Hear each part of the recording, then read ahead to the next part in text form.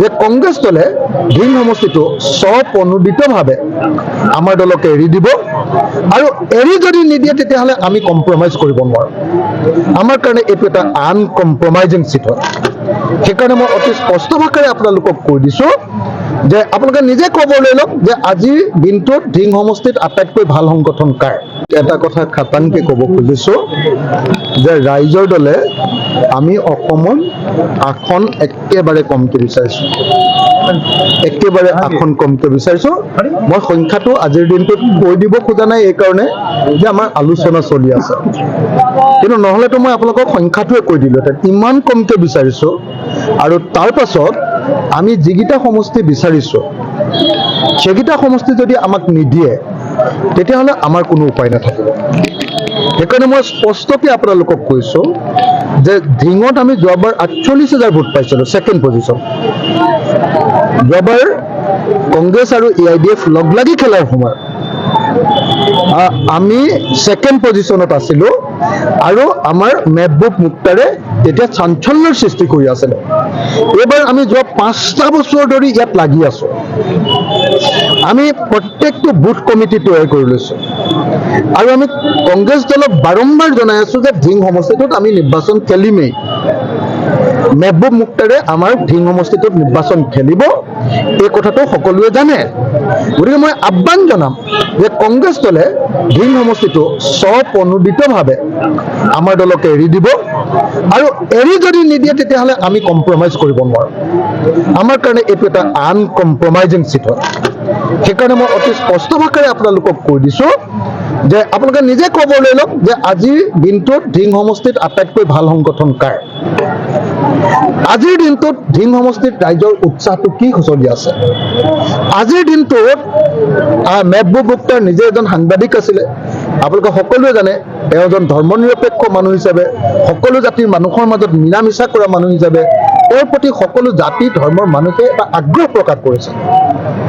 গতিকে মই অতি স্পষ্ট ভাষাত কৈ দিছোঁ যে গোটেই অসমত মাত্ৰ কেইটামান সমষ্টিত আমি চিট বিচাৰিছোঁ, আসন বিচাৰিছোঁ আৰু এই কেইটামান সমষ্টিৰ ভিতৰত আমাৰ ধিং সমষ্টিটো এৰিব নোৱাৰা সমষ্টি আৰু এই সমষ্টিটোত যদি আমাক এৰি নিদিয়ে তেতিয়াহ'লে আমাৰ আৰু কোনো উপায় নাথাকিব।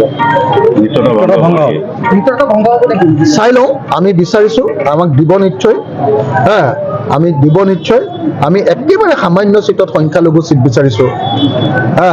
তাৰ মাত্ৰ যিকেইটা সামান্য চিট সংখ্যালঘুত বিচাৰিছোঁ তাতকৈ দুগুণ চিট আমি সংখ্যাগুৰুত বিচাৰিছোঁ। দুগুণ, একেবাৰে সামান্য আৰু ক'বলৈকে লাজ লগা চিটত বিচাৰিছোঁ। এইবাৰ এলায়েন্সটো হৈ যাওক বুলি ভাবে, এইবাৰ বিজেপিক হৰুৱাম বুলি ভাবে। তাৰ পাছতো যদি আমাক গুৰুত্ব নিদিয়ে, যদি আমাৰ কথাখিনি নামানে তেতিয়াহ'লে উপায় নাথাকিব আমাৰ কাৰণে যে কংগ্ৰেছ দলে ধিং সমষ্টিটো স্বপ্ৰণোদিতভাৱে আমাৰ দলক এৰি দিব আৰু এৰি যদি নিদিয়ে তেতিয়াহ'লে আমি কম্প্ৰমাইজ কৰিব নোৱাৰোঁ। আমাৰ কাৰণে এইটো এটা আনকম্প্ৰমাইজিং চিট হয়। সেইকাৰণে মই অতি স্পষ্ট ভাষাৰে আপোনালোকক কৈ দিছোঁ যে আপোনালোকে নিজে খবৰ লৈ লওক যে আজিৰ দিনটোত ধিং সমষ্টিত আটাইতকৈ ভাল সংগঠন কাৰ। এটা কথা খাটাংকে ক'ব খুজিছোঁ যে ৰাইজৰ দলে আমি অসমত আসন একেবাৰে কমকৈ বিচাৰিছোঁ, একেবাৰে আসন কমকৈ বিচাৰিছোঁ। মই সংখ্যাটো আজিৰ দিনটোত কৈ দিব খোজা নাই এইকাৰণে যে আমাৰ আলোচনা চলি আছে, কিন্তু নহ'লেতো মই আপোনালোকক সংখ্যাটোৱে কৈ দিলোঁহেঁতেন। ইমান কমকৈ বিচাৰিছোঁ আৰু তাৰ পাছত আমি যিকেইটা সমষ্টি বিচাৰিছোঁ সেইকেইটা সমষ্টি যদি আমাক নিদিয়ে তেতিয়াহ'লে আমাৰ কোনো উপায় নাথাকিব। সেইকাৰণে মই স্পষ্টকৈ আপোনালোকক কৈছোঁ যে ধিঙত আমি যোৱাবাৰ 48,000 ভোট পাইছিলোঁ, ছেকেণ্ড পজিশ্যন।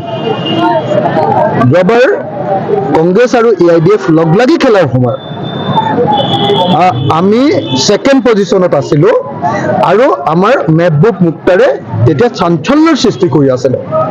এইবাৰ আমি যোৱা 5টা বছৰ ধৰি ইয়াত লাগি আছোঁ। আমি প্ৰত্যেকটো বুথ কমিটি তৈয়াৰ কৰি লৈছোঁ আৰু আমি কংগ্ৰেছ দলক বাৰম্বাৰ জনাই আছোঁ যে ধিং সমষ্টিটোত আমি নিৰ্বাচন খেলিমেই। মেহবুব মুক্তাৰে আমাৰ ধিং সমষ্টিটোত নিৰ্বাচন খেলিব, এই কথাটো সকলোৱে জানে।